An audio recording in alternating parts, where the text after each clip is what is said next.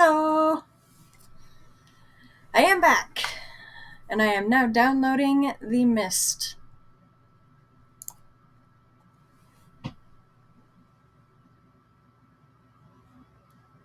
Oh, there it goes.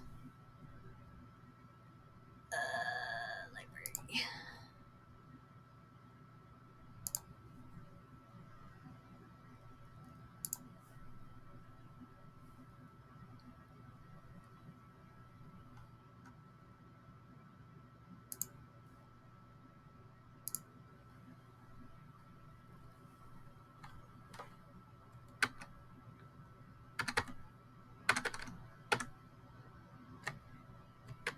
Oh, that's loud.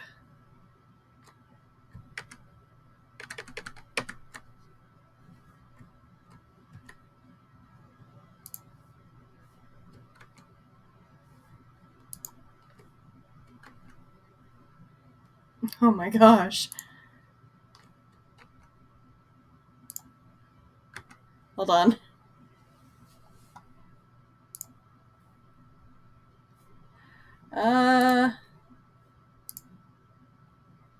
Oh.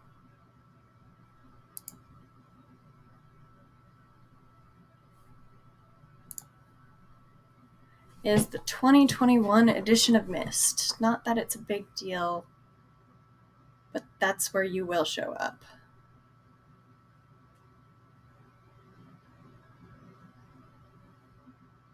Oh, okay. Shoot. Let me see if I can't edit that.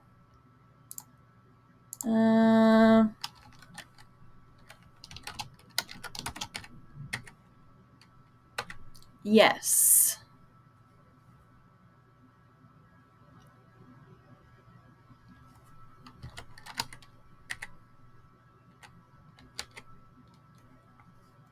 Okay, found it.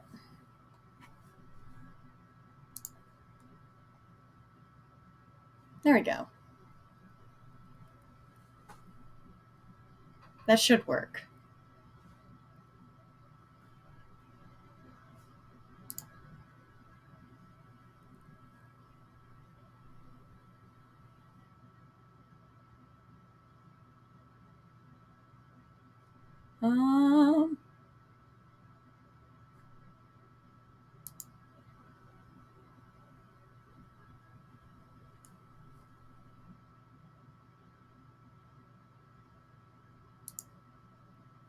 Okay.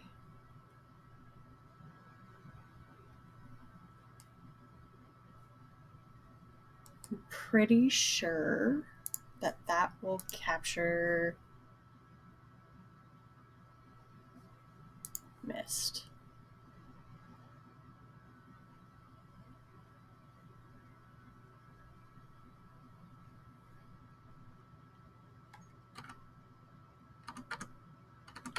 Oh, I need to change the thing.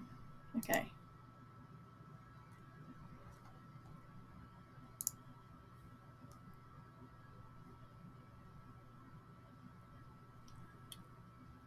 Oh, it's so loud.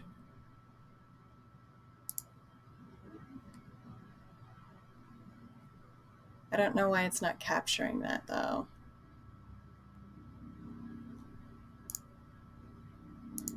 Oh no, did I do something? Oh no, I did something. Hold on.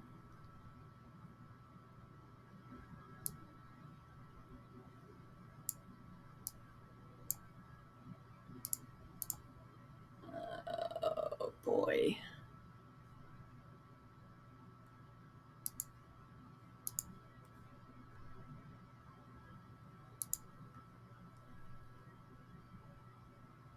Okay. I'm not sure if it's showing up. Okay, it is.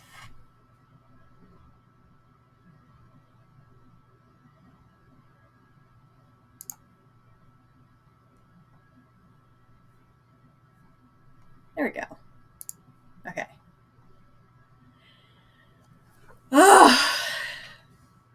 Today has been a day. I forgot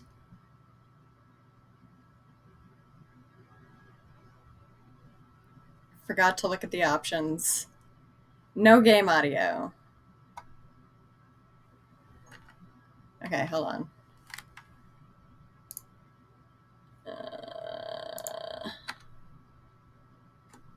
Twitch Studio, this.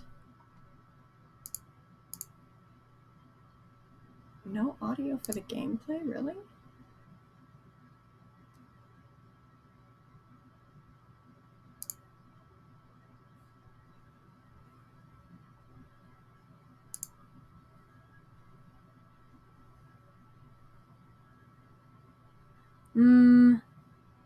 Let's see.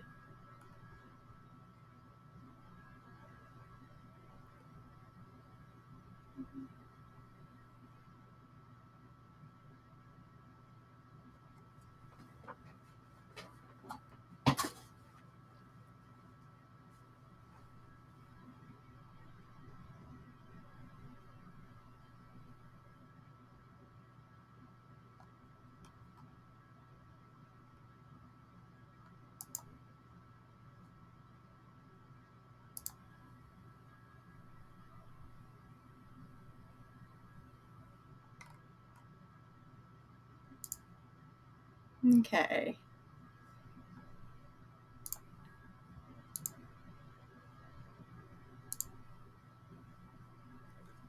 Audio now?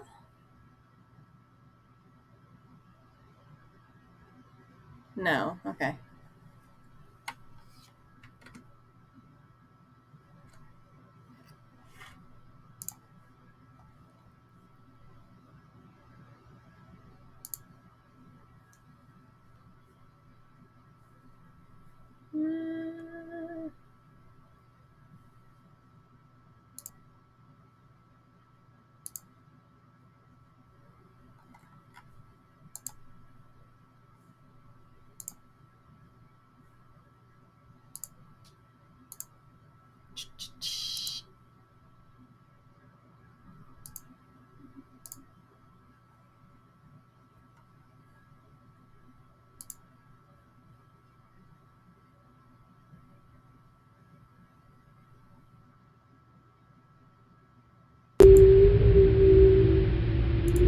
Okay. Game audio now? Audio. Okay, cool. Now, is it too loud is the question.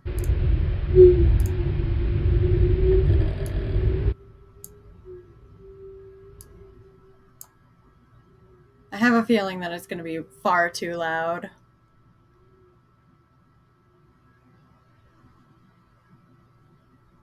But of course, you know. Okay. Let's go ahead and...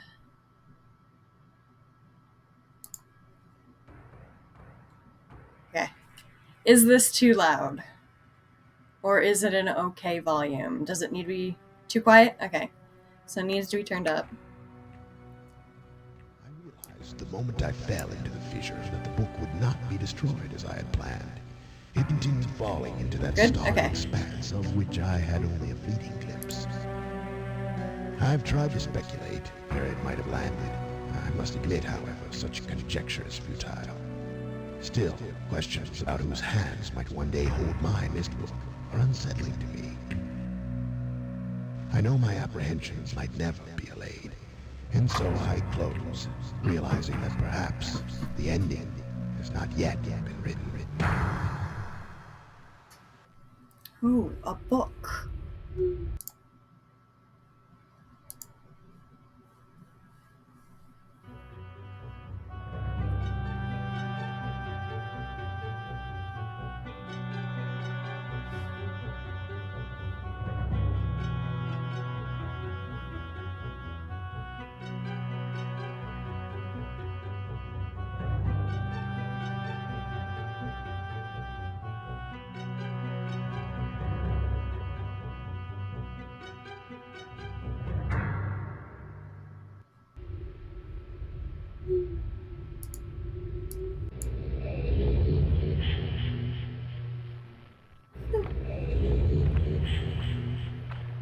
Oh, that's pretty cool.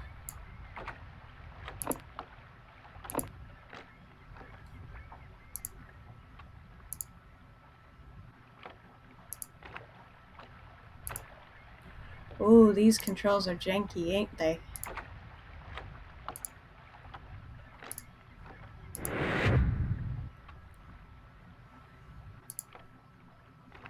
What is this? Door? What is this thing?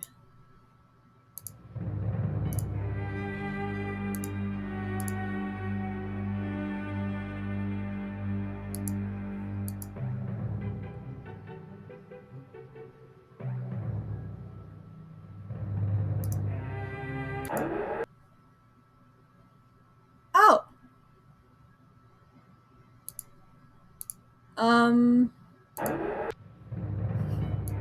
Okay.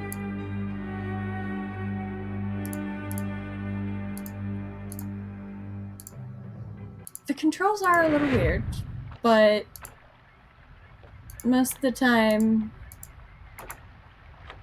old game controls are weird.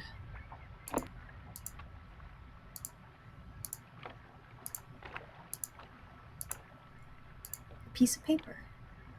Catherine, I've left you for a message. No. I've left for you a message of utmost importance in our forward chamber besides the dock. Enter the number of the marker switches on this island to the imager to retrieve this message. Yours, Artris.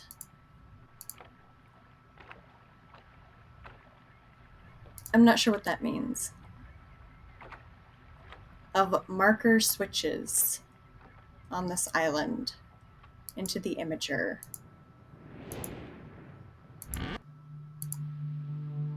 Okay. A room with a seat.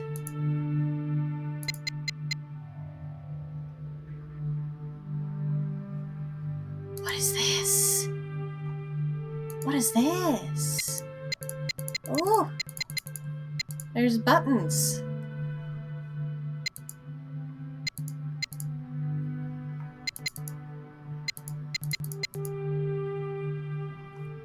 Oh wait, is this time?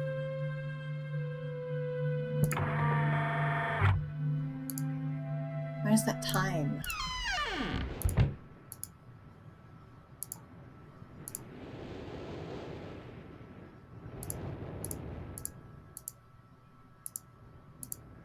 Ooh, these are very burnt books. Ooh! I like books. Alright. It has been a while since I have heard only silence, and I enjoy it greatly. I think for some reason I do not feel altogether welcome in this new world in which I have arrived. But how could I be unwelcome in an age with no inhabitants? It is, of course, only in my head, but this world is very beautiful. But I think I have yet to ever write in a journal that an age I have linked to is horrid or disgusting. From the grassy hill where I am standing, I can see green fields below, along with a few scattered forests. A rather large lake looms some distance from where I am standing, yet the water's blue can be seen plainly from here. The air is fresh, and the sky sparkled with white clouds. It is absolutely breathtaking, and yet, that strange feeling again. Perhaps it is the hot breeze that continues to blow from the north. Hotter than I would have imagined. It almost singes my skin, and I feel quite uncomfortable when it comes. I will try to ignore it. Night has almost arrived, and the sunset is spectacular. Oranges and reds have settled above the western horizon. Though night has come, the horizon still glows red long past the sunset. Dark reds flow from the horizon and blend into the black sky. Again, the feeling. And I'm beginning to believe it is not all in my mind. I must sleep now. I will need my strength to explore more tomorrow. I have had to return home due to unpredictable natural occurrence more frightening than I have ever experienced.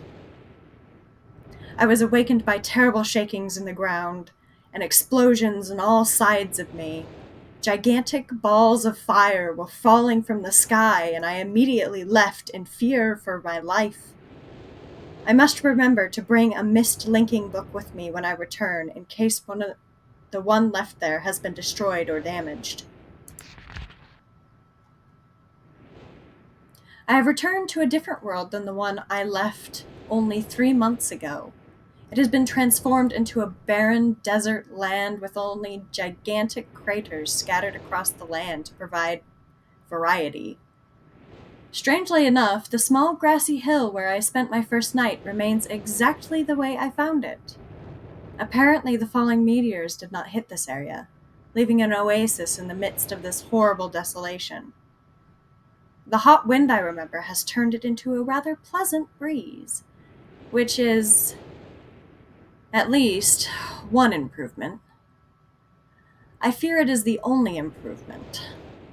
The magnificent lake I saw on my first visit is now completely dried up. However, another lake now exists, and appears to be quite a bit larger. I assume one of the falling meteors created this lake due to its circular shape and the jutting rock that grows out of the center of the lake. The rest of this world seems like desert, although I will verify that statement with closer inspection. Though this world has little visual excitement to offer, it offers much to the ears. Sounds constantly flow through my ears, and I have found where a few of them originate. It seems, as Catherine says, I do find beauty in everything. Last night, I was awakened by a horrible hissing. I was sweating, and the heat was so intense that I immediately dipped my head in a nearby stream to cool it down. The hot breezes had returned, along with a low roar from the ground. I walked a short distance to observe some red flames shooting up from the earth. Suddenly, the ground began to crack, and a huge chasm opened. The chasm continued to grow until it was far too wide to cross. Then the tumult subsided, leaving only a dull roar. I have decided, however, I can use the chasm to my advantage. Perhaps the heat from the chasm can be harnessed. Tell me honestly, how much of this journal have I read and how much more is there?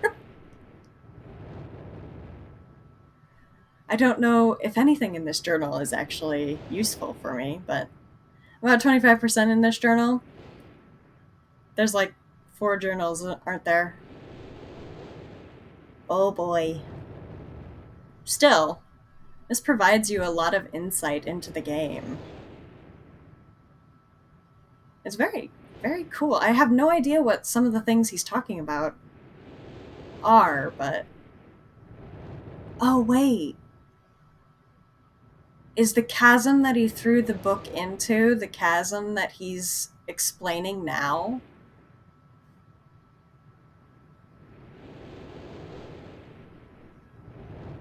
Maybe. Because in the opening, he was talking about how he threw himself into the chasm with a book.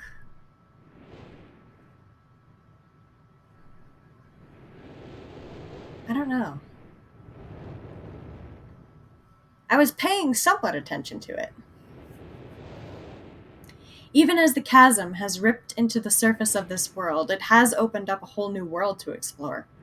Although uncomfortably hot, I found it possible to reach a cave in the chasm that had been created, and I have now explored deep into the crust of this planet. I have found a vast underground cave system that will take many years to map and explore. I will also look for a safer way to reach the underground than through the chasm wall. This age seems to change on its own, so I feel I should leave again and see if things are different when I return. It is also important that I check on Sirius and Arachnar. Arachnar? Sirius and Arachnar, and make sure everything is going along well. When I return, I also hope to bring back some tools I will need for my plans to explore the underground. The abundance of raw materials here is beginning to amaze me. I've returned with some of the complex tools I knew I would be needing.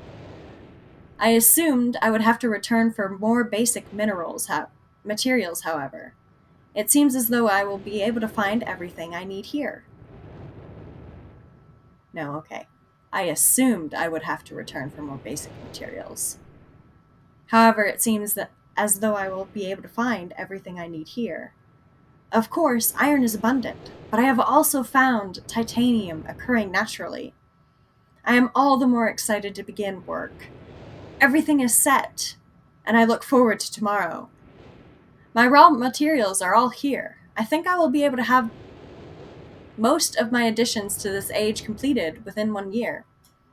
I so love working with my hands, whether it's writing or building.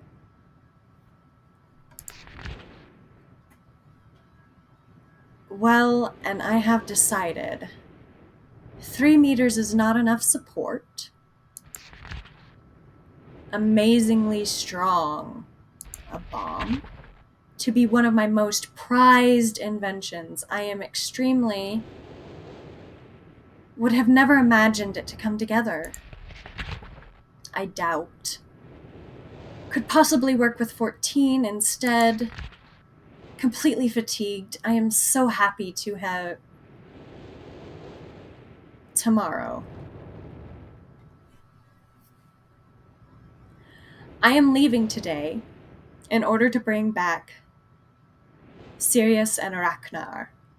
I have left them alone in Channelwood. I believe they will enjoy all there is to see here. The age seems to have stabilized. I believe the meteors set off a period of volcanic activity by piercing into the shallow crust, but the tremors have become few. I have just noticed that a large amount of this journal has curiously vanished from the very pages on which I wrote over the last 18 months. Fortunately, I have copied many of my construction notes in another journal. I do not understand the many mysteries of this world, but I trust I will be able to discover logical answers to my questions. I have a feeling that many of my questions can be answered in another age, to which I hope to travel soon. But for now, I must simply accept this world's mysteries and take pride in my accomplishments. I have a feeling that this might be important, this 51423. It's obviously the numerical sequence is 1, 2, 3, 4, 5 for the keys. I have a feeling I want a picture of that. Okay.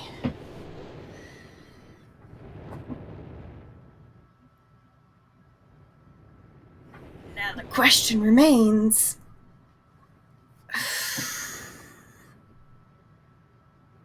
Since I don't have a journal,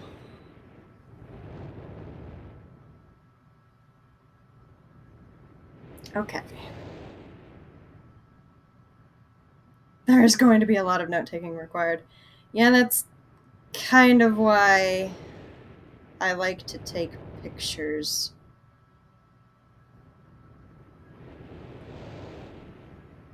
Especially since I don't have my note-taking book with me at the moment.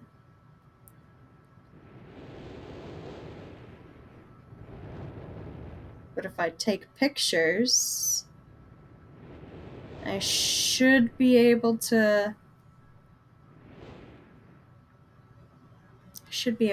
figure this out.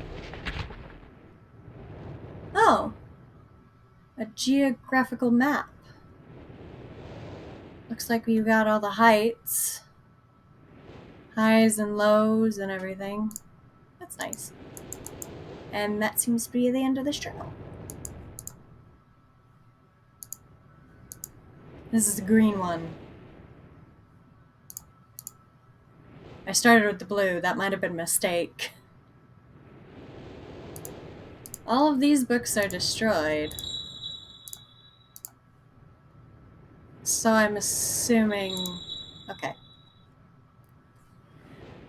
I have called this age Channelwood. It is a very different world. Though it is exactly how I imagined it, it is still amazing to see it with my own eyes. Water covers this age as far as I can see, except for a small rocky island. Elsewhere, there are only trees, which grow directly out of the water. A myriad of thin wooden passageways are built just above the water and disappear into the forest. I assume they were built some time ago, for they appear aged. I'm eager to discover more about this land and its people, but I have arrived here late and must rest. I was awakened this morning by strange noises coming from a pathway adjacent to the one on which I had slept. I saw a group of monkey-like people heading in my direction. They had not seen me yet, and I did not feel threatened by their presence. Their response to me was one that I would have never expected. After staring at me for a short time, they fell to their knees and began what appeared to be some sort of ceremonial worship. I tried to speak to them, but they did not understand my language. Instead, they indicated through enthusiastic hand motions that I was to follow them. As we walked, I began to notice that the waters below us were changing colors. Slowly, subtly, they would change, from deep blue to muddy orange, then from muddy orange to beautifully clear. I was so intrigued by the water, I hardly noticed that we had arrived at a ladder. Climbing the ladder led us to their village, which is about 10 meters above the water and can only be reached by rope ladders that stretch from the lower paths to the village level approximately, halfway up the grand trees. It is very interesting watching these people carry out their daily tasks. Even after watching them for hours, I did not understand exactly what they were doing. At sunset, they motioned for me to follow them. I followed the creatures to a doorway of an enormous hut. Strangely, once inside, I found that the hut appeared even larger than it had from the outside. The walls were garnished with bright metals, and in the center of the hut sat the leader of these people. At least he appeared to be their leader, for he sat a meter off the floor in a thick throne. Guards surrounded the strong creature, who was dressed in many exotic, colorful fabrics. Next to the leader sat a very old human. At least, to some extent, he appears human. His hair, which was only on his face and head, was completely gray, almost white, and hung very long around his frail body. His thin head hung limply by an almost grotesque neck that could not hold its head up to look at me. But what a surprise! This creature could speak my language. Shortly thereafter, I was given a bed with some hand motions that looked to be telling me to go to sleep. I look forward to learning more. As I suspected, the ancient creature is a human, but he is old beyond his own reckoning, and seems almost insane. However, the tree dwellers almost revere him as a god. They are treating me now in the same fashion, which makes me feel very uncomfortable. It's almost impossible to understand this old man. His voice is feeble but wild. He has adopted much of the language of the tree dwellers. He himself told me he had not spoken our own tongue in ages. He attempted to explain to me the history of this place. The following is my best translation of what he has told me. Many years ago, the humans and tree dwellers lived together in this place, which was then a vast island. They interacted very little with the humans that dwelt on the ground, and the tree dwellers lived high above the humans. Occasionally, the island was disturbed by mysterious rumblings which happened randomly. Some sort of tectonic or volcanic action, I suspect. The sometimes slight, sometimes heavy tremors would only last a short time. Then they would stop, allowing everything to return to normal. One day, things changed. The rumbling began and grew quickly to unprecedented levels. Soon it became apparent that the entire island was sinking slowly into the ocean around them. Many of the humans died that day, but not before sacrificing themselves in order to stop the sinking of the island. The humans who lived through this catastrophe moved into the trees where they gradually died out. Maybe because they were unequipped for such an environment, but I am not sure. This is the story the old man communicated to me. Although many of the details are very unclear in my mind, I am especially confused as to how the humans saved the island from completely sinking. In fact, I doubt the accuracy of that part of the story. The island must have stopped on its own. Yet the old man believes in the truth of the story as if he had been there. And the tree dwellers worship him, and apparently all humans, as if they were heroes or gods. The old man ended our conversation today with an event which I will never forget. He began gripping my hands tightly, murmuring something about rest and asleep. He then said, "We had expected you to come sooner." These actions filled me with a sort of immediate dread. With much effort, he stood to his feet. I tried to help him, but he pushed me away with more force than I had imagined his frail body contained. The tree dwellers quietly surrounded him with very solemn faces. They then kneeled before him. He walked to each and placed his hand on their heads. All the while he murmured words which I did not understand. Finally he turned to me and smiled. Then he closed his eyes and walked out the door and off of the very narrow, high path in the trees. The tree dwellers were silent. They began a procession down the nearest rope ladder. As I was descending, I saw several of them pick up the body. He had fallen onto a lower level of walkway and carried away. He was laying down at the dead end of a short pier-like structure with the use of some potion. One of the tree creatures... Oh, there's a period there. With the use of some potion, one of the tree creatures lit the pier on fire, and I watched as the flames engulfed him. As this strange funeral proceeded, the waters around the pier changed to dull green. This morning I awoke, finding it hard to even believe the previous evening's events. The water is a dull green for as far as I can see now. For some reason, the water no longer shifts color. As I wander throughout the pathways, the creatures watch me, curious to see what I will do next. They are constantly offering me strange objects of affection. I even found food outside the doorway to the room in which I had slept. This is a unique race of beings. I hope to learn their language soon so that I may learn more from them. I have lived on this world for 3 months, off and on. The tree dwellers have shown great hospitality. I am even beginning to learn bits of their language. I have decided to return home for an extended stay with my loving wife and my sons, and hopefully return with them. However, I am sure Catherine will once again refuse. I think this age would be a wonderful experience for them all, and I at least look forward to how Sirius and Arachnar will react to its curious inhabitants. Catherine is staying behind, as expected. My sons have returned with me, and they enjoy this age very much. They got along very well with the tree dwellers, and are picking up their language surprisingly fast. I have no doubt that it will not be long until they can speak with the tree dwellers much better than myself. I am leaving tomorrow to check on the Osmoian age. Sirius has suggested that I allow him and his brother to stay. Though the idea unsettles me, I know the boys are growing up rapidly.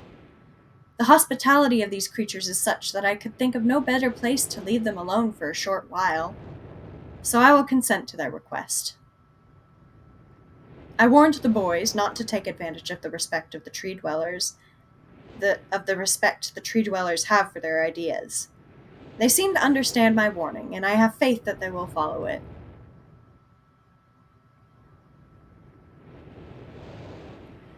Much to my dismay, upon arriving in the Everdunes, I have learned that Pran and her people are continuing to be menaced by the Coctic.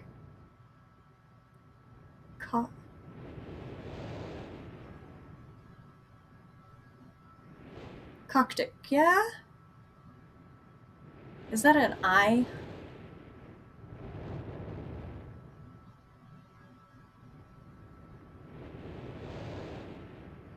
Yeah. Okay. I fear for their survival. I don't know. It's very difficult. It's quite pixelated, and also cursive is not this cursive slash script is a little bit hard to decipher.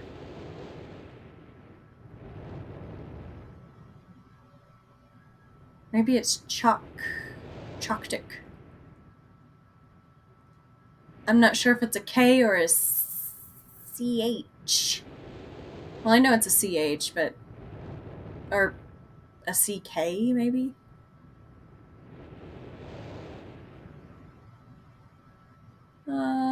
Looks like H's, so. Chopstick. Chopstick. Okay. I learned that Pran and her people are continuing to be menaced by the Chopstick.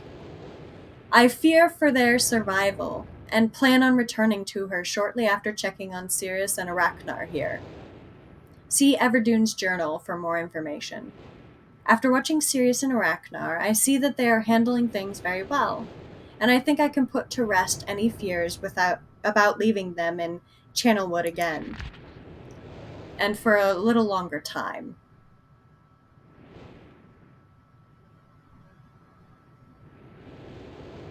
This is interesting.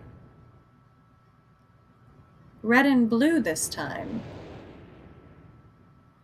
The tree dwellers seem slightly distressed that I am leaving, but are happy that Sirius and Arachnar are staying behind again.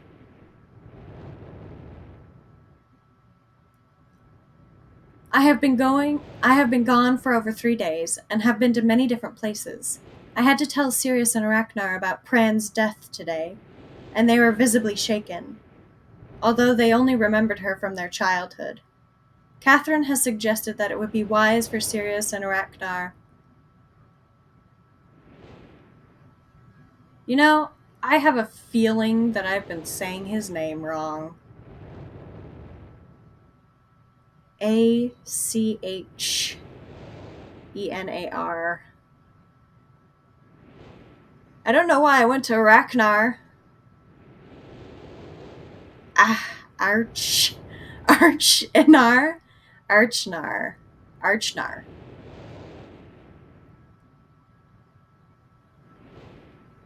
Archnar. Sirius and Archnar.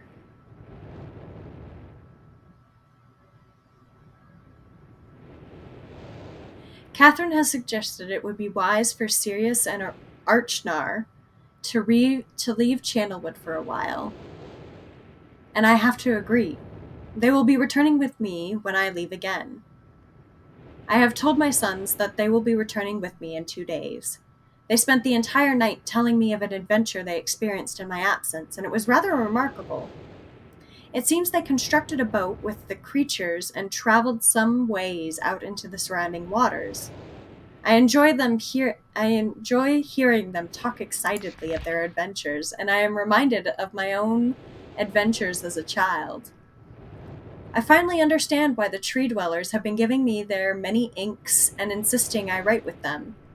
Looking through some of my past entries, I see that the inks have changed from the black I thought they were to various different colors. I have shown some of the creatures my journal, and they laughed and howled. I did not know they had such a sense of humor. Even as I look through this very colorful journal, I cannot help but laugh myself. We will be returning tomorrow, so my sons are with the creatures for the last night here.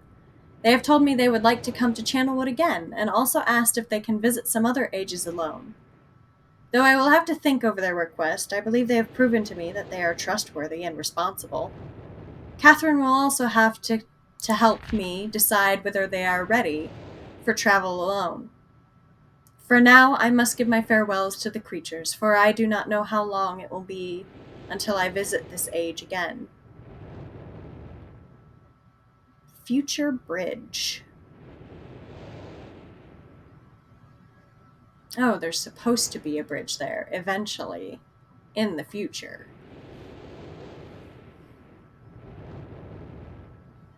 It looks like some of the stuff was rubbed out.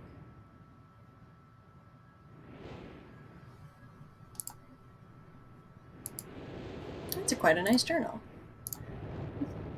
I always love a good book that has or a good game that has way a lot of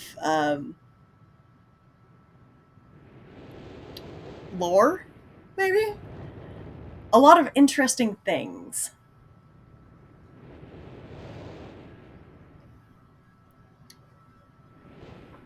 Emmett was the first to live on the rocks. Oh, this is dense with lore. Ah, I can't wait. This is great. Emmett was the first to live on the rocks. He named them the rocks because that is what they were. Okay, hold on. I'm gonna have to be right back, specifically because I need a drink of water. I kind of need to just bring my water here. So I'll be right back.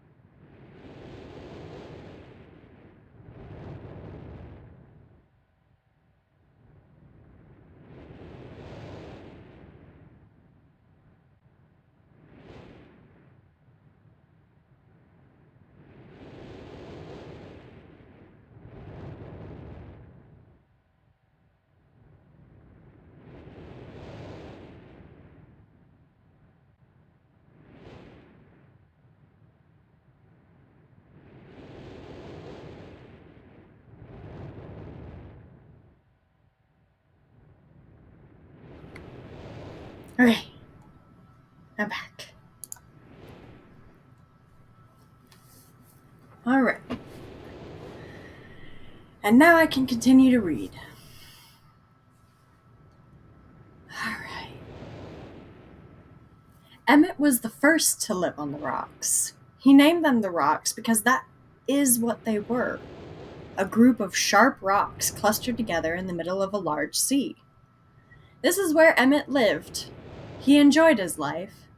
Emmett would occasionally swim to nearby rocks, as it was never too far of a distance. One day, another person appeared on the rocks, for no apparent reason to Emmett.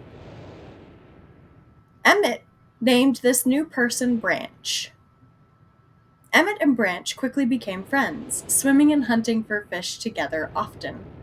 Emmett showed Branch the simple cave in which he lived on the largest rock.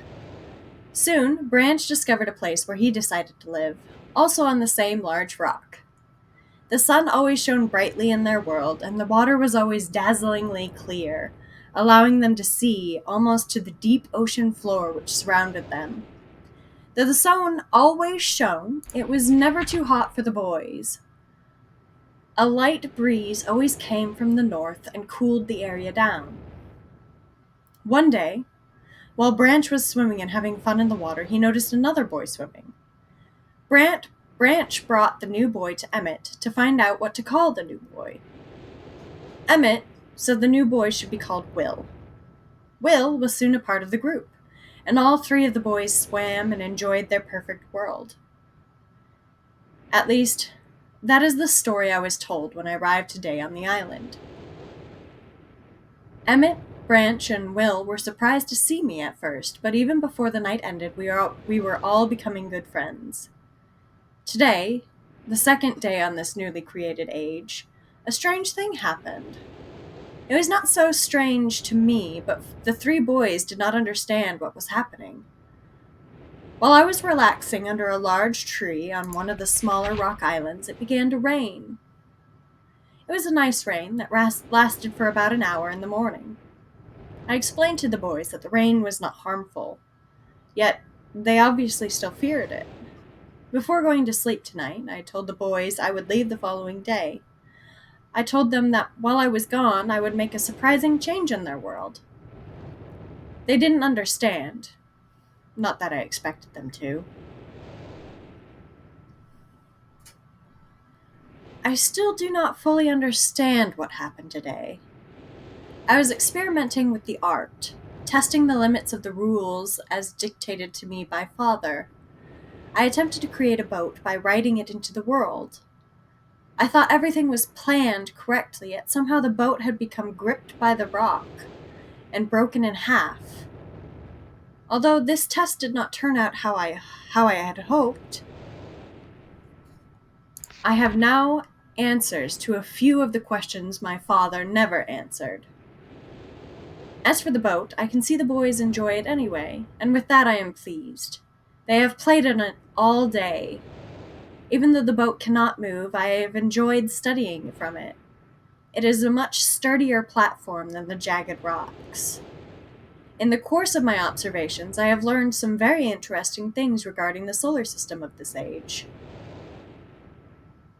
Submersible lamp. That's pretty cool. The nights are absolutely beautiful here. I have made note of and named a number of constellations that passed above me. Also during the night, I catch glimmers of light from the horizon which I have not been able to discover if it is created by some natural phenomenon or by additional people on far-off islands or rocks. I should very much like to discover which. I rather suspect it is additional people. Something strange happened.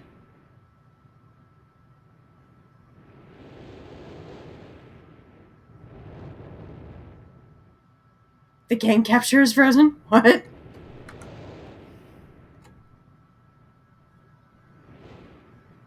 Oh my gosh, you're right.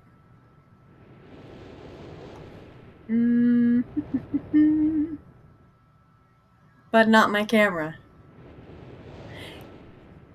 Oh, that's weird. Okay, hold on.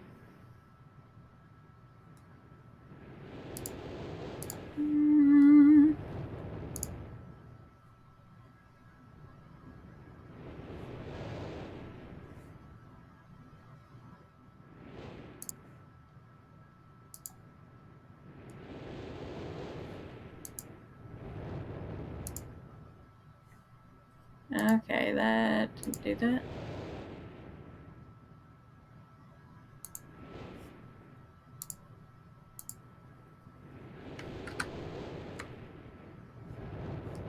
Oh my gosh. Oh no, it's frozen.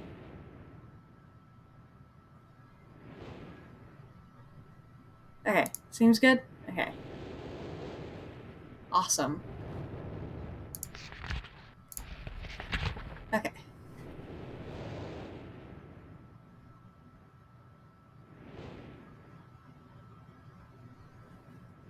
I should very much like to discover which. I rather suspect it is additional people, which would explain the appearance of Branch and Will.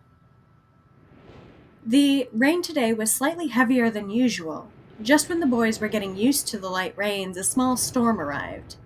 They were frightened of the heavier rain, not to mention the thunder and lightning. If rain has never fallen here until recently, as the boys tell me, I would like to discover why it is falling now. Regardless, I have decided to return home for a short while. I have also been thinking of some plans for a lighthouse that I hope to construct soon. I think that perhaps by shining a bright light toward the horizon, it might prove my suspicions regarding additional inhabitants. They would be curious about the light and travel to discover its source, if they have the means. I returned with many tools that I will need for the construction of the lighthouse. I have decided that once the lighthouse is complete, I will leave for some time and let the world's own imagination have control. We have worked 3 weeks on the lighthouse now, and are making great progress. The rock that we are building on seems to be not to be as secure as I would like. I have had to alter my plans slightly, but those alterations pose no real problem. The boys are quite strong and have been helping me immensely. I estimate construction will be done within 2 days. The lighthouse is finished, and we are all proud of our creation. The boys are amazed at the structure wrought from the rock with their own hands. That evening, we powered up the generator, much to the boys' dread at first, and shined a great light to the horizon for many hours. I stayed the night on top of the lighthouse, and in the morning awoke to observe the sunrise without my being coated with the chilly blanket of ocean dew I had become accustomed to. It was Will who first saw the girl.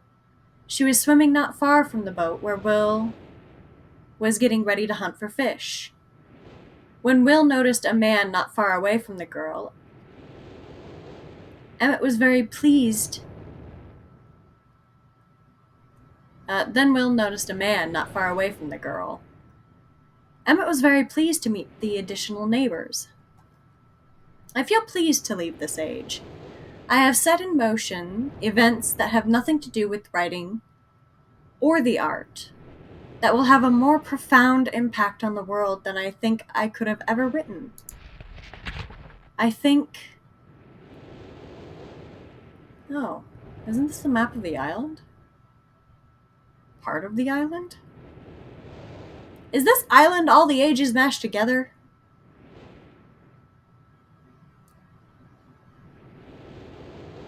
Could be. Stone Ship Age.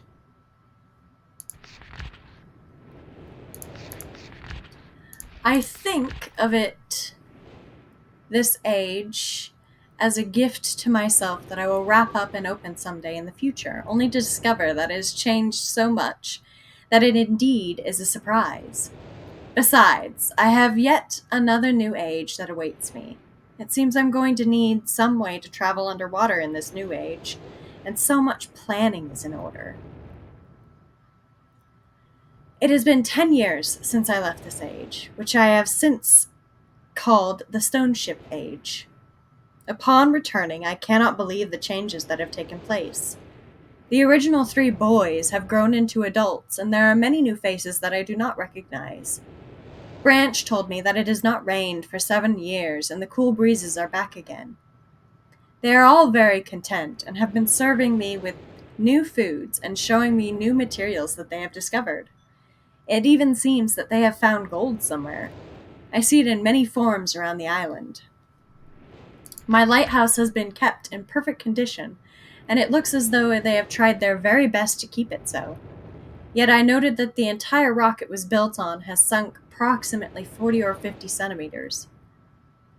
After a wonderful visit with my old friends, I wonder aloud with them what things will be like here in another 10 years. Constellations. You have the anchor, the eye, the snake, the beetle, the cross, the arrow, the flamingo, and the leaf. I have a feeling that'll need those constellations. Alright, I read the blue one. Pretty sure I read the blue one. Yes. Ah! Some of these books do have things in them! Oh! Oh no. Oh no.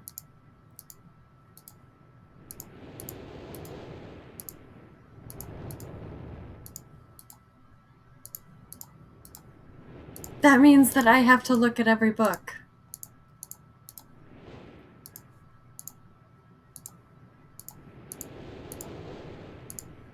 To make sure that I haven't lost something.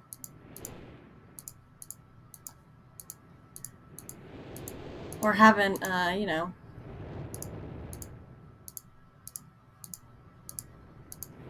Missed something.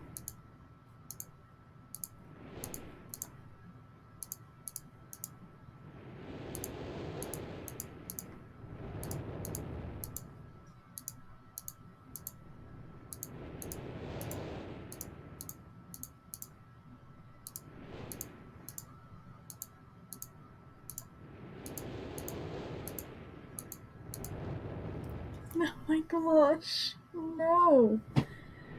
I don't even know what these are for. Well.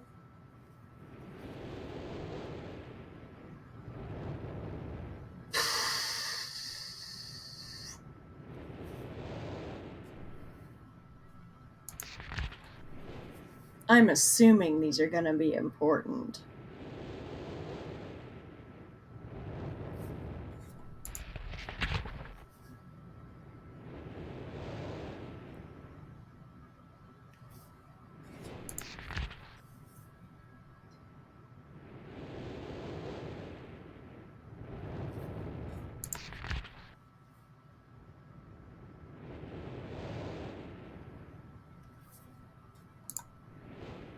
Oops. How many of these are there? Oh no.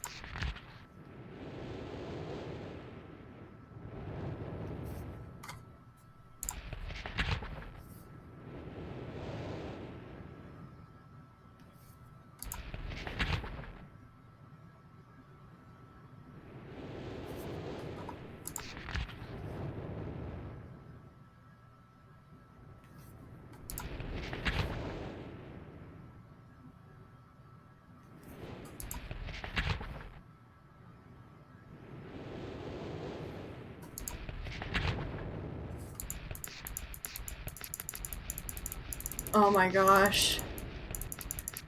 I'm not taking pictures of 100 and more. What in the world? Yeah, I know. You weren't gonna say anything, but I was starting to suspect.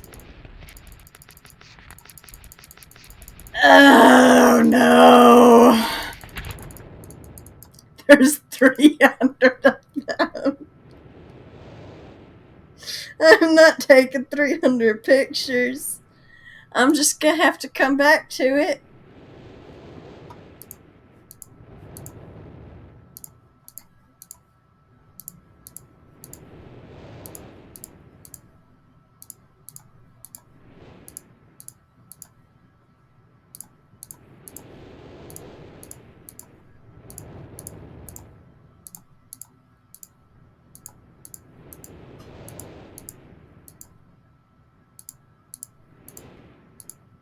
I clicked on that book by chance.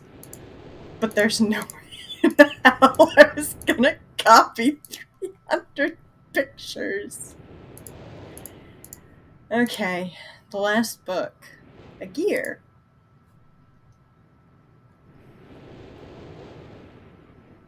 Okay.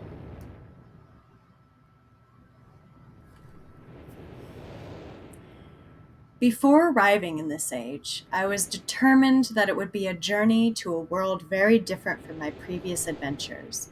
And it was. The sky here is dark and gray and incessantly displays flashes of lightning in the distance. I met a very old man with a long beard and hair that hangs to his waist. He is very feeble and has trouble even moving. This man has obviously been through very many things in this strange world, and I have learned many things from him. He has told me an interesting story of this world's history. Years ago, he told me there was a beautiful city that rose out of the water. It housed many people inside its walls, and the people had everything they wished for. The city was surrounded by 3 high hills which rose higher than the city. On the east hill of the city rested a large lookout post. The people of the city had constructed the post expecting visitors to arrive from the east. The people had no means of traveling on the water, which forced them to merely wait for friend or foe. As time passed, friendly visitors brought rumors of an enemy that existed far beyond the horizon. The people grew fearful, yet nothing happened. One day, the usually sunny sky became dark as night, and black ships appeared upon the horizon. The lookout post The lookout post's attempts at peace were turned away, and the sentries were easily overwhelmed. The ships continued to wreak havoc on the city, apparently destroying everyone and everything. After the foundations of the city were destroyed, the city sunk deep into the ocean, and only the lookout post remained. The black ships sailed away. The man continued to say that 8 people had hidden and managed to survive through the attack. In the 9 years since the attack, 2 of the survivors had died. He also said that it was rumored that 10 years from the attack, the enemy would return to finish the destruction they had started so long ago. I have decided, since hearing the man's story, it would be admirable to save this civilization and stop this enemy's plan of destruction. I am excited about the adventure that awaits me, and an idea has sparked in my mind to provide the needed defense for these people. I met the remaining survivors today, and I have begun work on a plan for protection. After a short absence, I have returned to this age with my 2 sons. They have, as of yet, traveled rarely with me, and they are understandably excited to be here. They have grown considerably since the Everdunes, and it is already obvious to me that they will be of great help this time, instead of the nuisance they have been in the past. All 3 of us, along with the 4 of the healthier survivors, began construction today. We are building upon the old city's ruins, which will provide perfect foundation for our fortress. My sons have been spending much of their spare time on the South Island, where most of my materials are stored. I am very pleased with their intelligence, and their creativity is refreshing to see as they work on some small projects of their own. It has been over 4 months now, and my construction is going well. My sons love the world, except for its gray sky. They detest the gray sky and tell me many times they wish the sky here were like the sky in Myst. Were like the blue sky in Myst.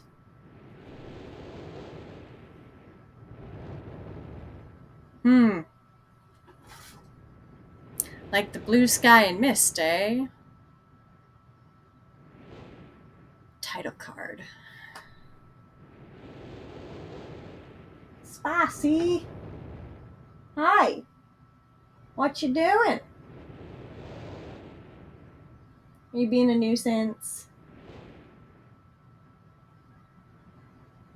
Are you being a nuisance?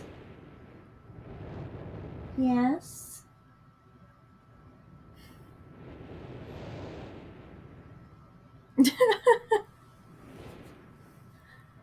Are you being a nuisance because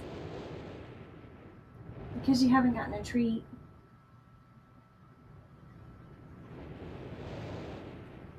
Is this a thing?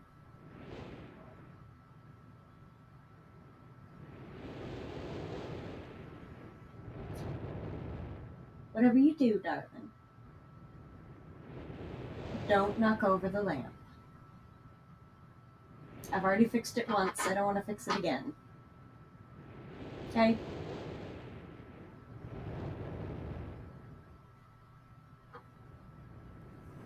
Okay.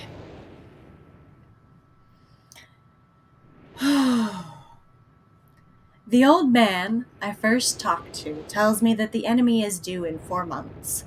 I feel we will be ready when the time comes. The man reminds me of Emmett in many ways, and I often wonder how Emmett and his people are doing. It has been 6 months of work, and we have finally finished the fortress. It rests between the 3 hills, which are now only island due to a rising water level that the people experienced after the attack. Inside the fortress, I have designed a most intriguing device. It makes use of a technology called holography. Holography I began experimenting with on my visits to Aspamir.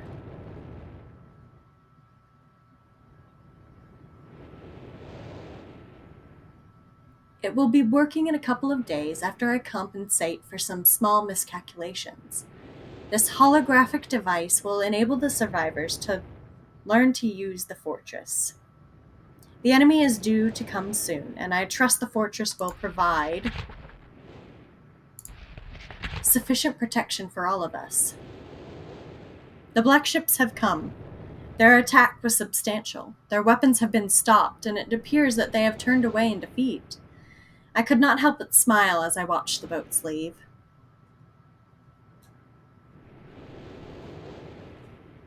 Last night we had a small celebration, and the old survivors danced their dances of old.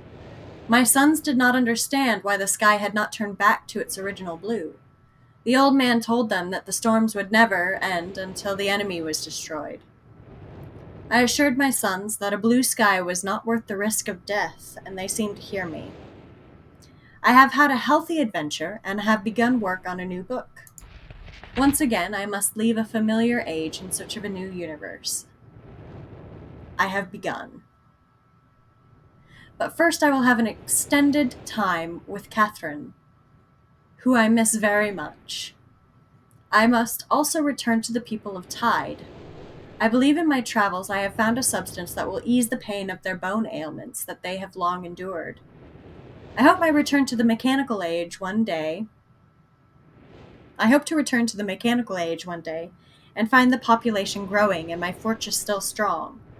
Though the sky may always be black, I am confident the people here feel a heavier darkness has been lifted from their shoulders. Okay, so that's the mechanical age. We have quite a few ages here. There's another book! And a piece of paper. Uh-oh, what did I do? Why?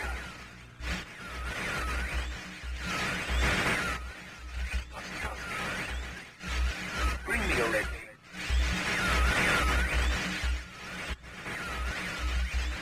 I can't see. You don't let me ready to us.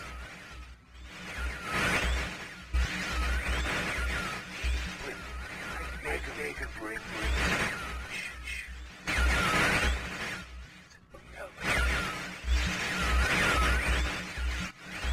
I am serious.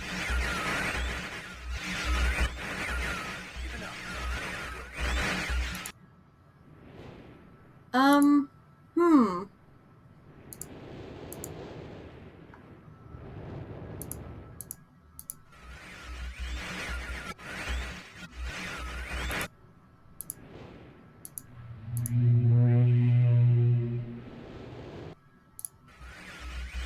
Serious?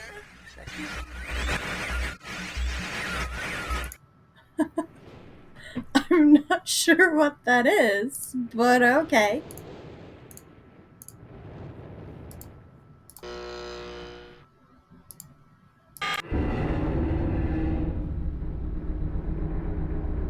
I'm sorry. Am I rotating the tower?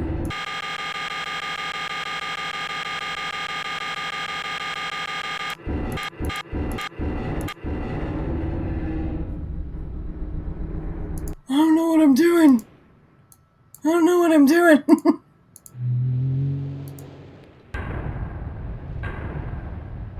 Wait. What have I done?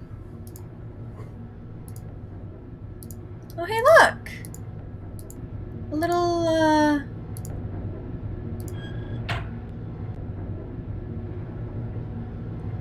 a little lift.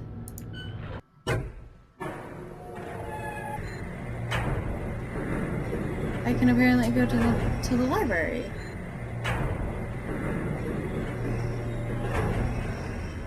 Ooh, this is one of those lifts that likes to go sideways and up and down.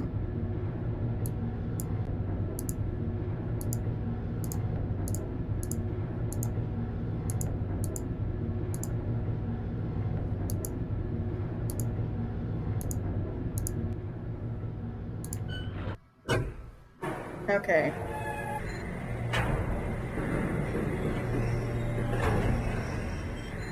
I'm thinking that the buttons might be slightly off, considering I think this is the library and that's the tower. You know. Who can say?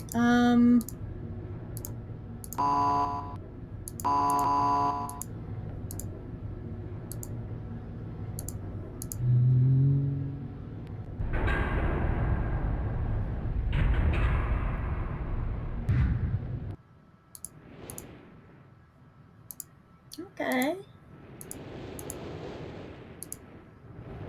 Wait a minute. Hold on. Wait.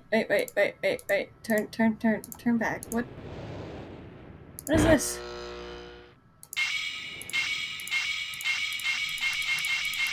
It's the thing! I still don't know what this means. I still don't know which of the 300 I need to put there. Oh my gosh.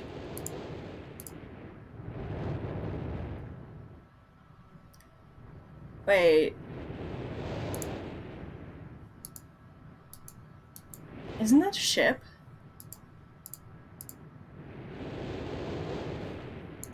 Man, this... The constellations.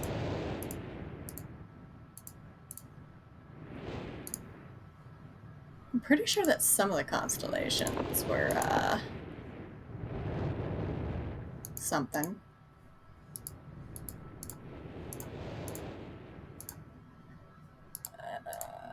That's not that. Constellations.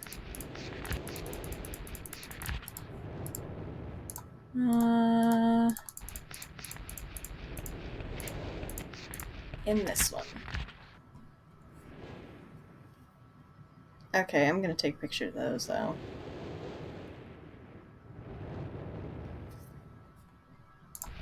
Because there aren't too many constellations, considering...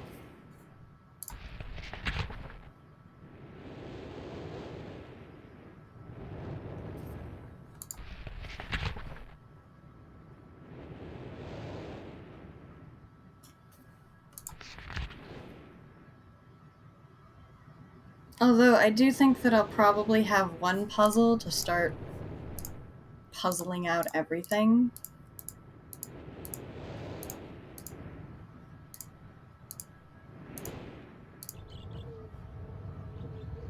Birds? Moths? Wait a minute. Why does that sound so horrible? And why does it look like there is bloodstains on this door?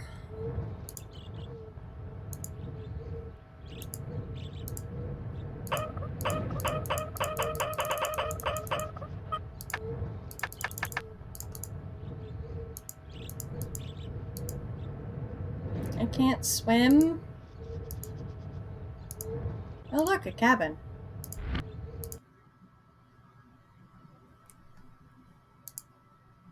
I don't like this. Oh, hey, a safe. No. This is fun. I know it's fun, but...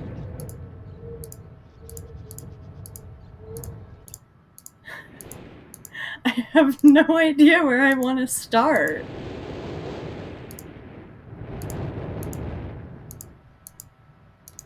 There's an airship. I think we've seen the airship in the,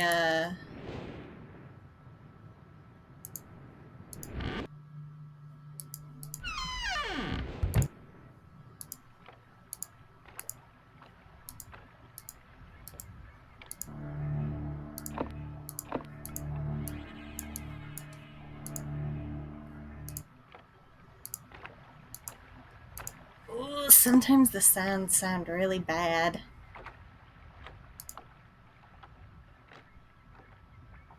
Alright. Give me just a second, and I'll be right back.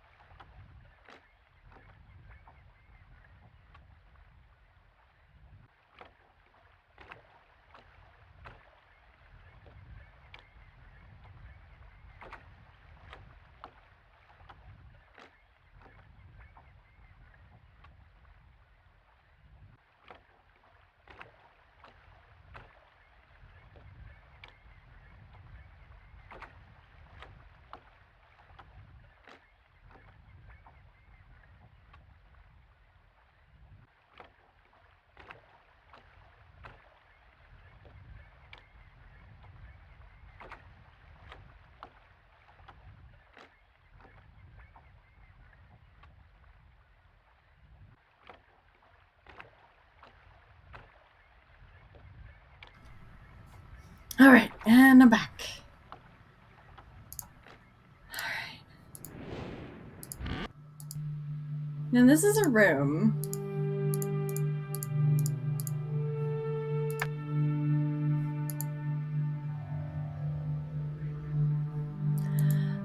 I think I'll be going until...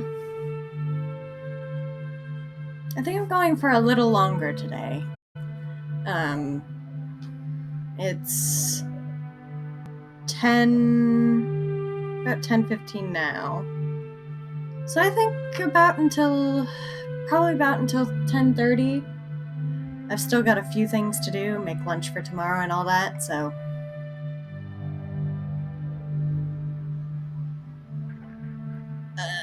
plus I gotta get up early. Anyways.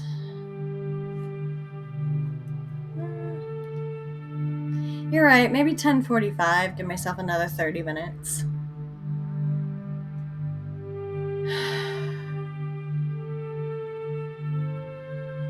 Or what I could do...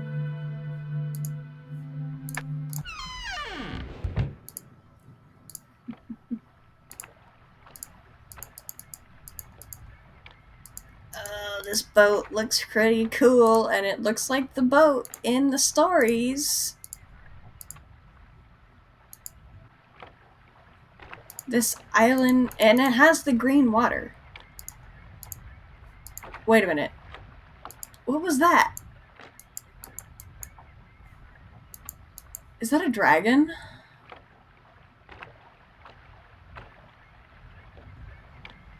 Are those dragons or are those birds? If they're birds, I'm terrified because those are some really big birds.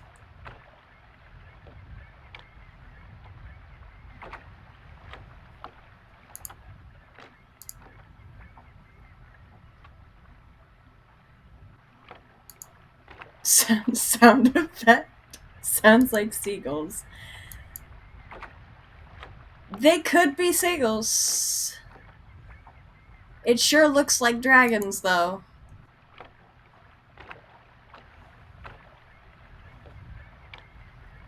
They sure look like dragons to me.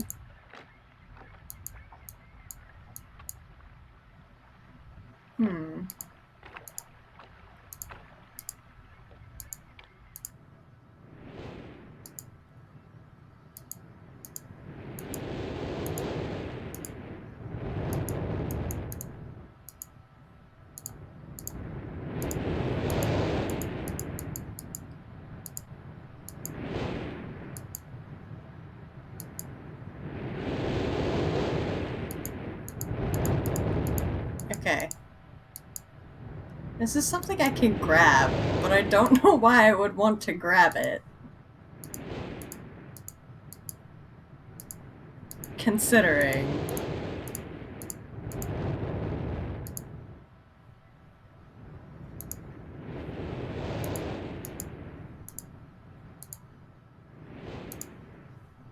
Okay.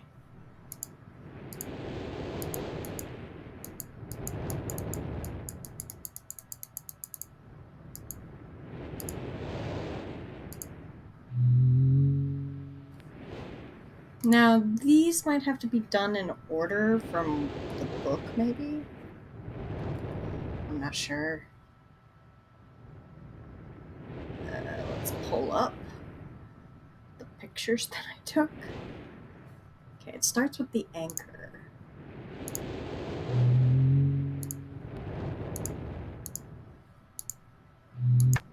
Anchor.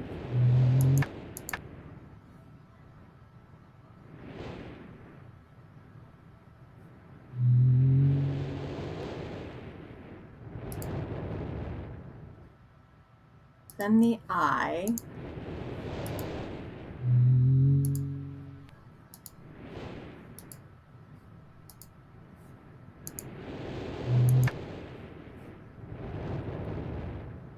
Then the snake, which is this one. Then the bug. Then the cross. Then the arrow, which is here. The bird, which is right there. Then the leaf, which I believe is here. Nope. More over. Shoot.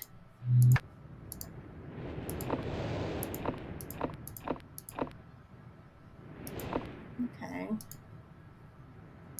Maybe I'm wrong.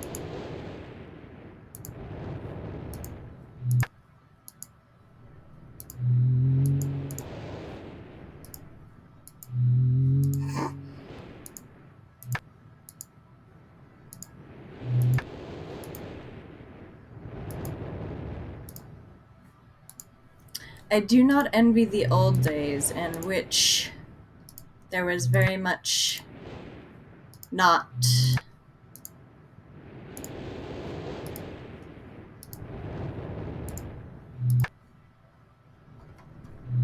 not very many clues as to what I am supposed to be doing.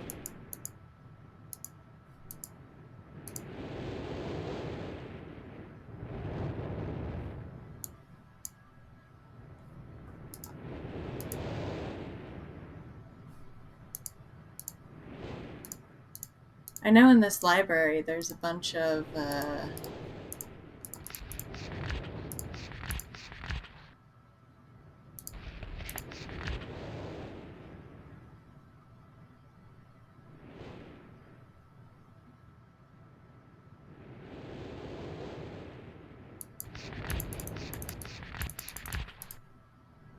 things. Yeah.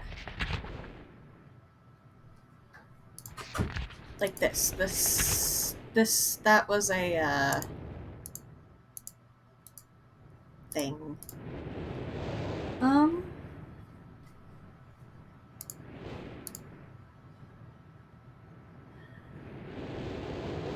I might actually be a little bit stuck. In the four-chamber beside the dock, enter the number of marker switches on this island into the imager to retrieve the message. Marker switches. I don't know what they mean by marker switches. Unless it's these things.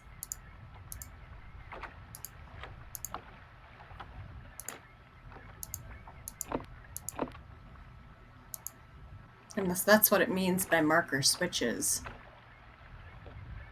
In which case we've seen one here, we've seen one...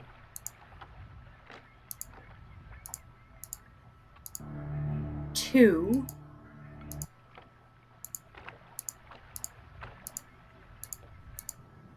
Three. 4. 5. 6. 7.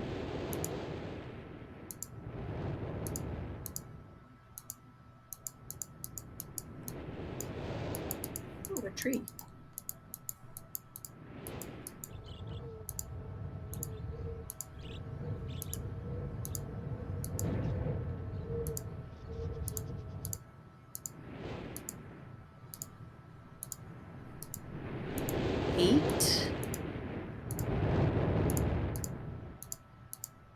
Eight switches.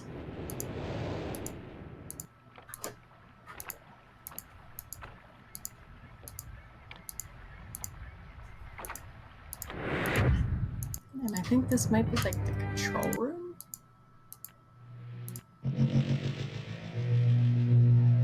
The message room, maybe?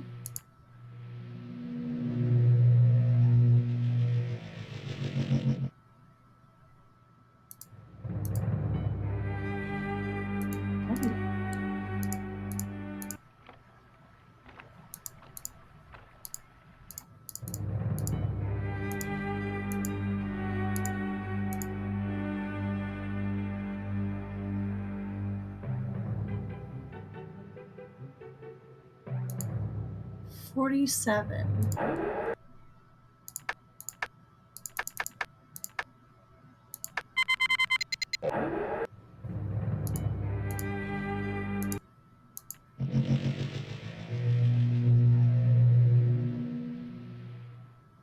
Okay, so those are marker switches, which means 8.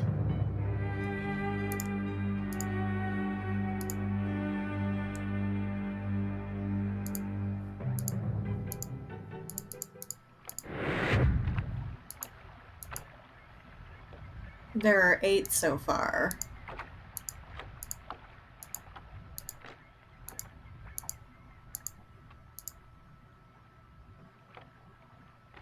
In the 4-chamber beside the dock. I don't know what the imager is.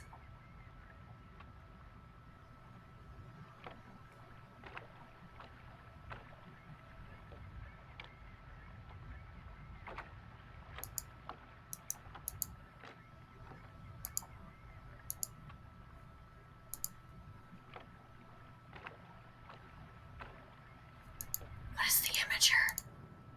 Is it this chair?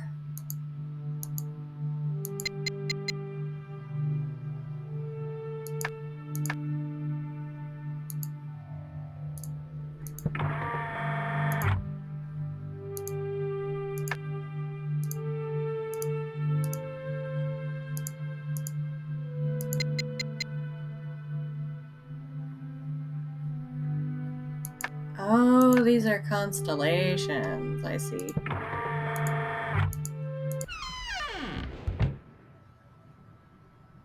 But what is the imager?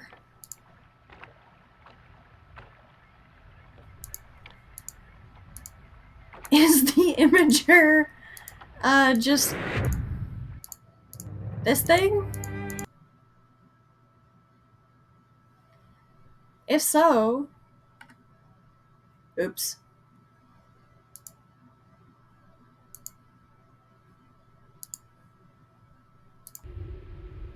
Oh no.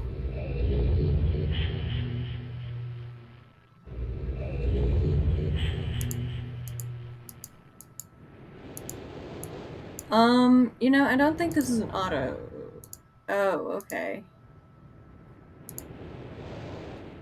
Either way, I don't think I've gotten too much done. I'm still deathly confused about what an imager is. That's for sure.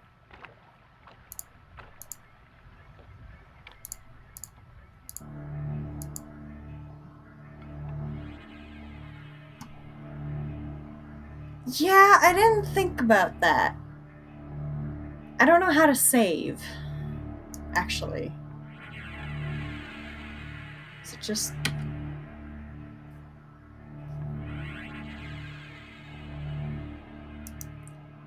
I actually don't know how to save in this.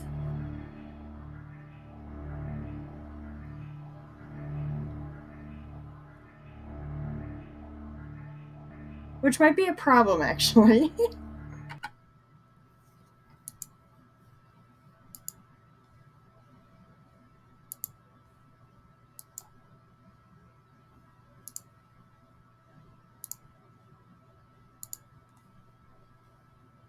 Load?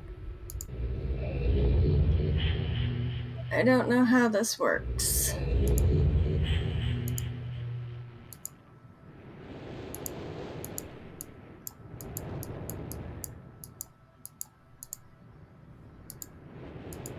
I didn't know you could look at ceilings.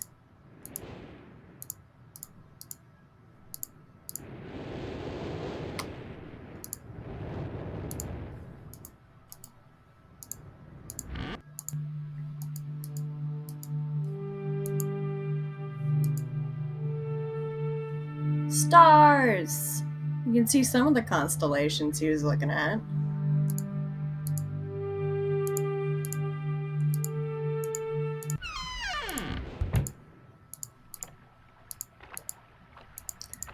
Okay, let's try and, like, I don't know, save here. save game.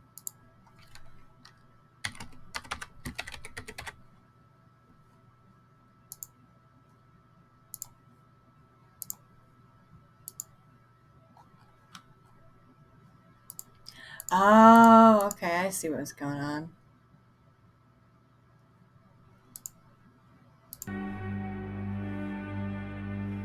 Okay, I see. I see.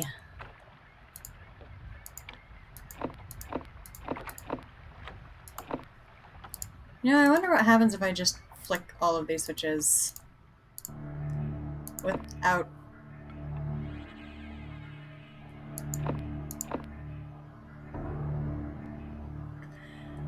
Is there a light on that one?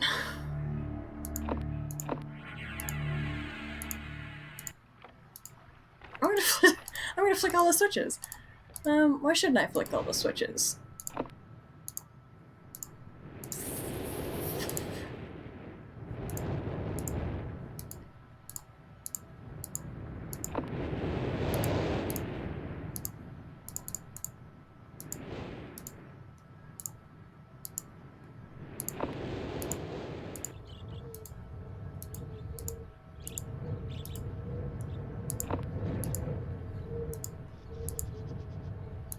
Oh, I can't flick that switch.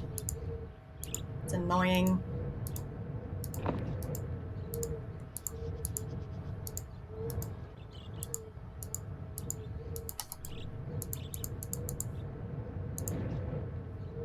It's pretty high up.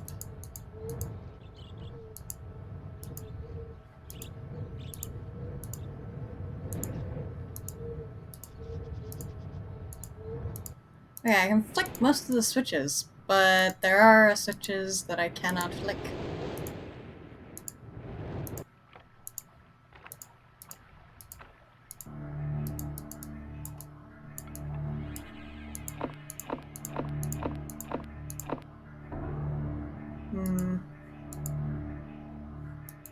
Oh.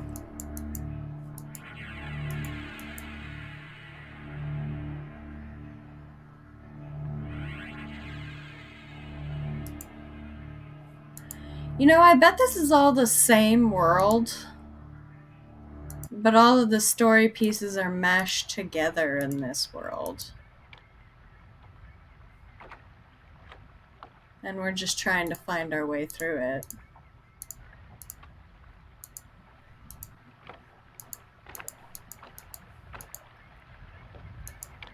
Because Greenwater, ship, both happened into two different ages, if you will. And there seems to be far many more ages that we don't even know about quite yet. He referenced a couple of them.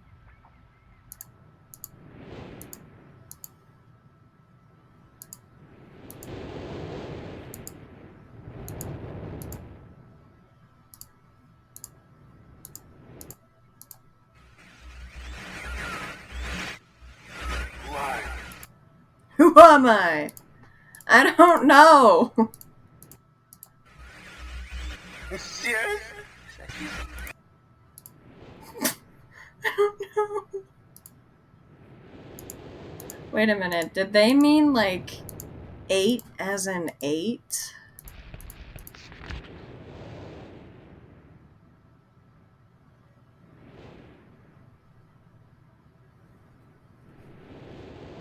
Do they mean I should punch in this in the room?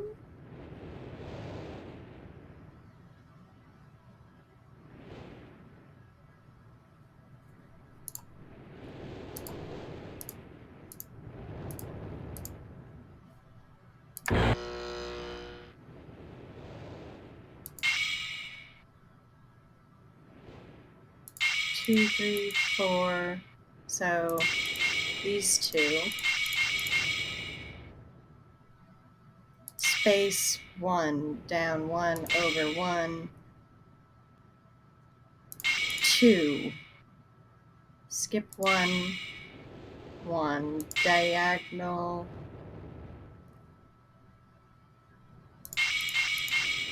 3. to...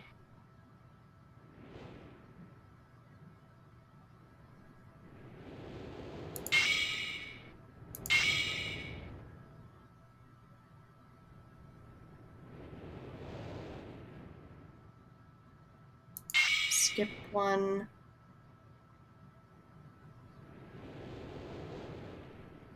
One down. One down. One down, one over. One down, one over.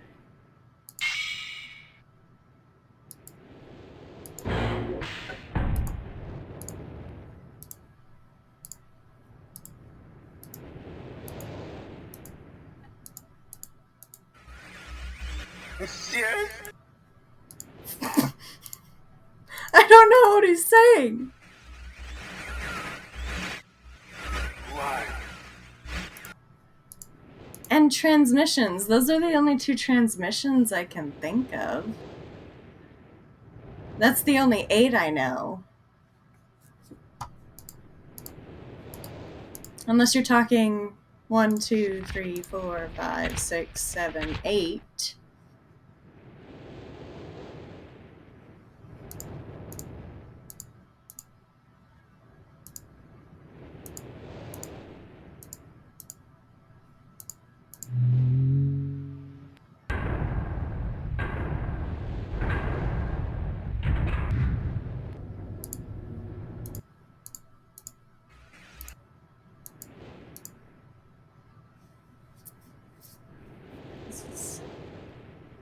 This is slightly disconcerting, considering this is the library floor. Now we'll go up to the tower floor.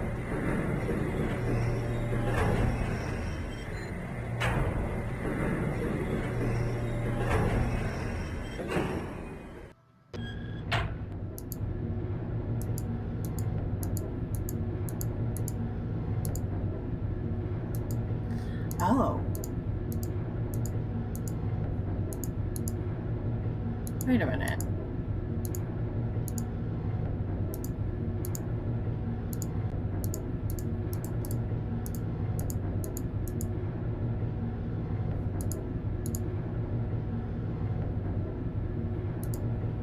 Does the tower rotate? The tower rotates somehow, I think.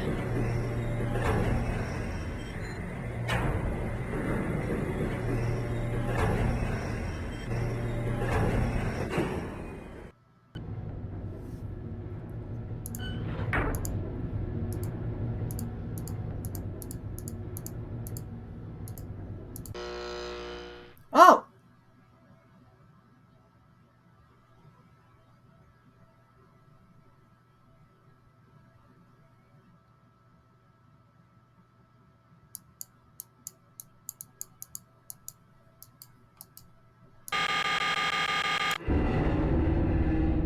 Why is it red?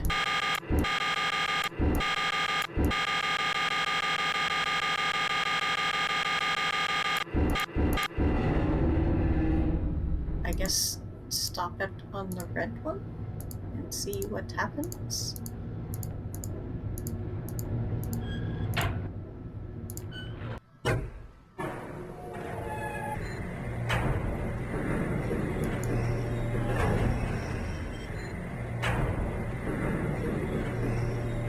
This animation is pretty cool, though.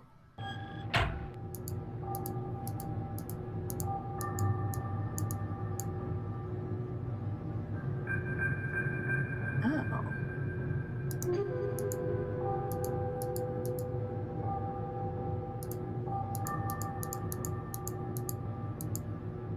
What's that?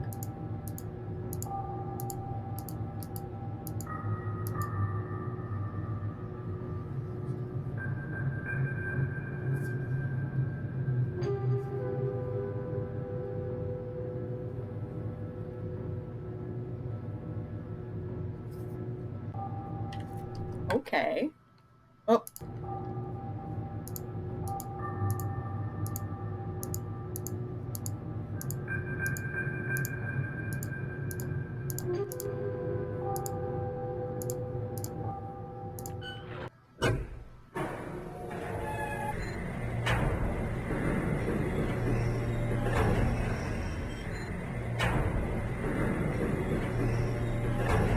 So if I turn the tower, I get little notifications.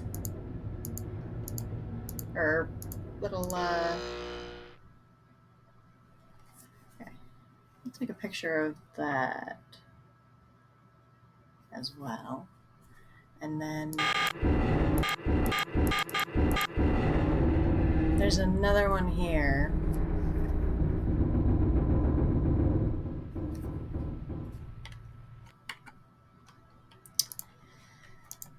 I need to learn that I can just click.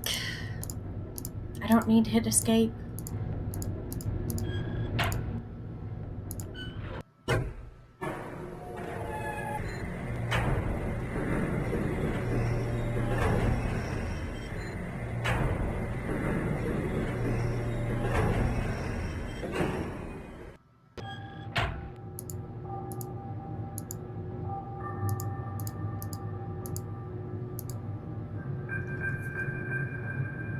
Ooh, dates. And times. This is the room for the... I need to stop doing that. Oh no, I'm getting hooked on the puzzle. Okay. We have like one more, I think. That's a red place on the tower.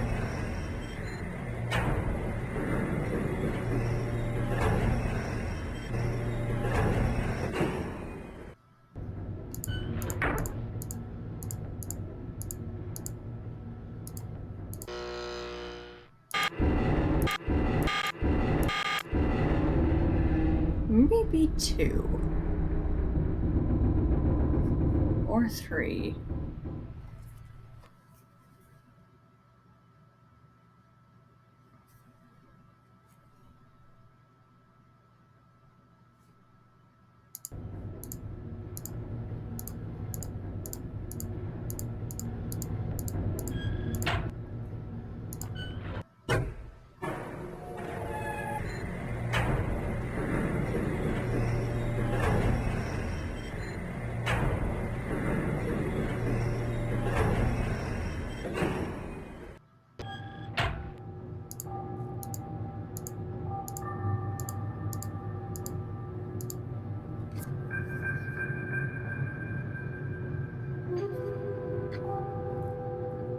Seven, 2, 4.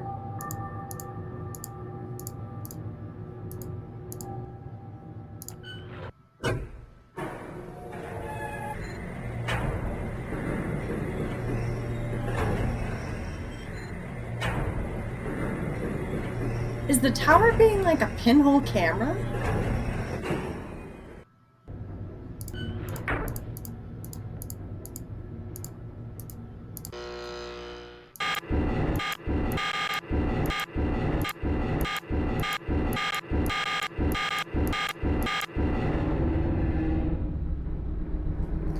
Because I feel like it's pointing out different locations on the map.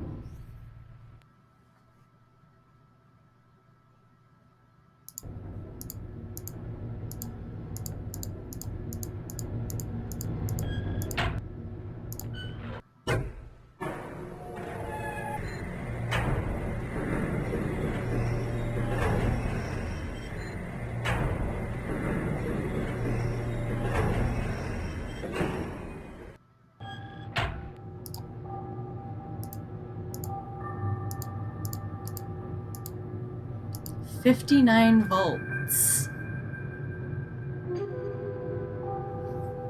Okay, okay. I know what I'm doing now. Slowly but surely.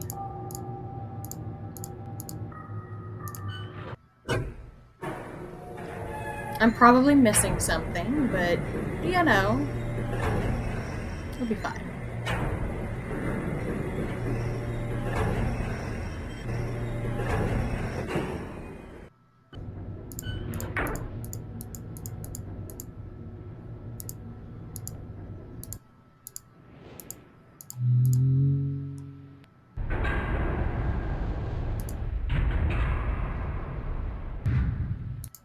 Those are some pretty cool animations.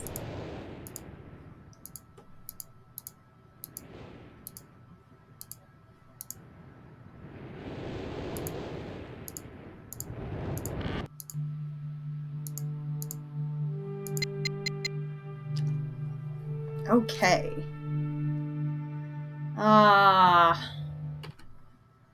It's about time. Let's save this.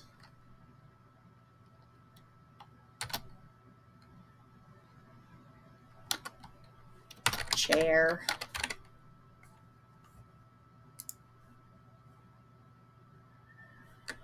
Alrighty. It's about time for me to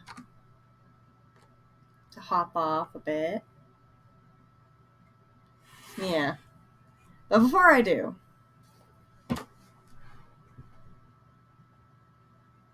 I think she's earned one.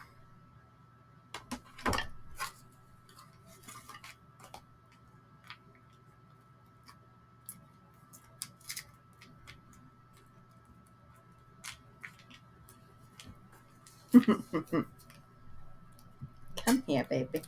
Oh, careful. Come here. Come on. Yes. Is it yummy? We have to give her a treat. End of a successful stream. At least for her. Since she gets a treat.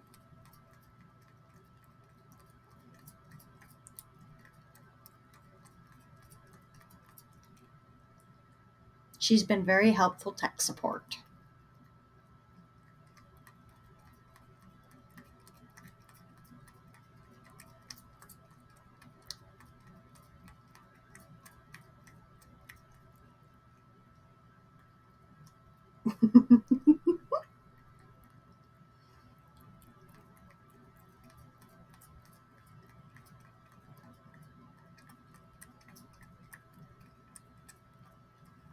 Yeah. Okay. Give me just a second. I gotta get more of it. Yes?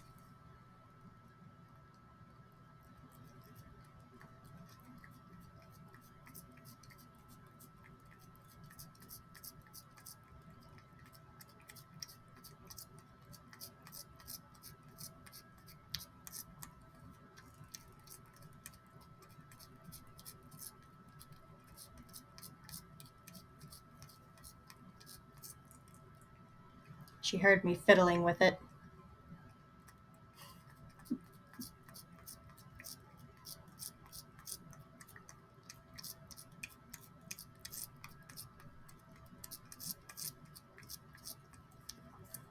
Popped out of her very nice little hiding spot she likes to sleep in.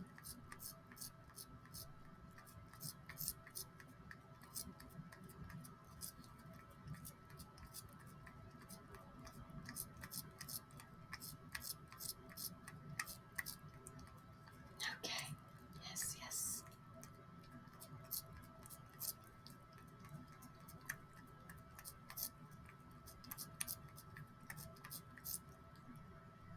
Yeah.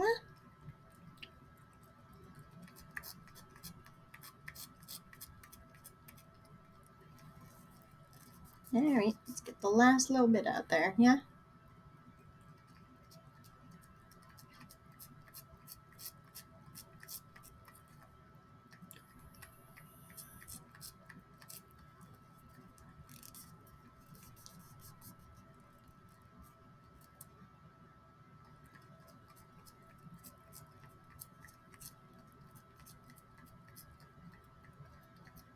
Alrighty.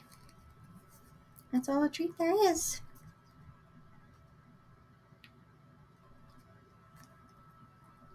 Yeah.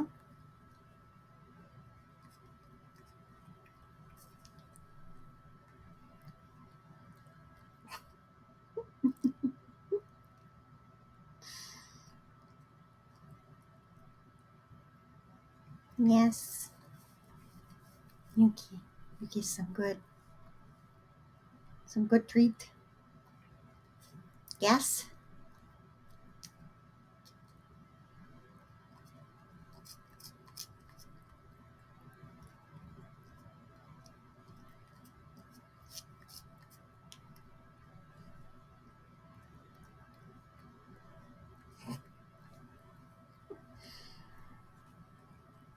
Okay.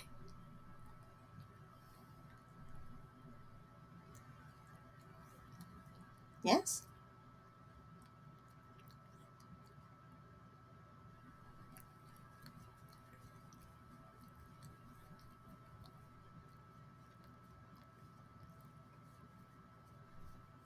Mm-hmm.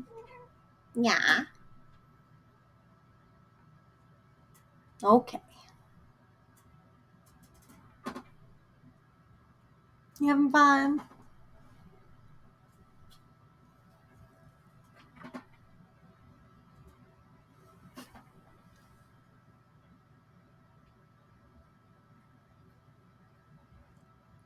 Okay. You gonna say goodbye? You say goodbye?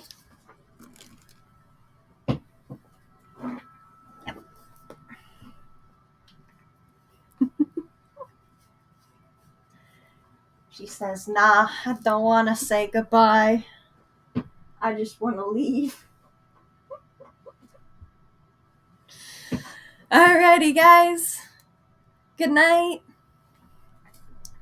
Have a wonderful night and dream of the moss. And of course, spicy. Perhaps. Just a little bit.